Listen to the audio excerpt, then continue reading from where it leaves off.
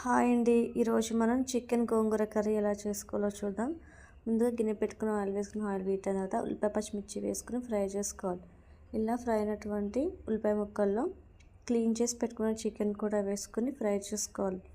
ఈ విధంగా ఫ్రై అయిన తర్వాత అందులోనే ఒక పావు టీ స్పూన్ పసుపు అనేది వేసుకుని రుచికి తగినంత ఉప్పు కూడా వేసుకోవాలి. ఉప్పు అనేది చికెన్కి పట్టేంత వరకు కలుపుకొని అందులోనే అల్లం వెల్లుల్లి పేస్ట్ కూడా వేసుకోవాలి. అల్లం వెల్లుల్లి పేస్ట్ని పచ్చివాసన పోయేంత వరకు ఫ్రై చేసుకుని అందులో 2 టేబుల్ స్పూన్ వరకు కారం అనేది వేసుకోవాలి. కారం అనేది మనం తినేదాన్ని బట్టి వేసుకోవాలండి. కారం వేసుకుని 1 నిమిషం పాటు ఫ్రై అయిన తర్వాత చికెన్ మసాలా కూడా వేసుకోవాలి. చికెన్ మసాలా అంతా చికెన్కి పట్టేంత వరకు కలుపుకొని ముందుగా మనం ఉడికించి పెట్టుకున్నట్టు గోంగూర పేస్ట్ని కూడా వేసుకోవాలి.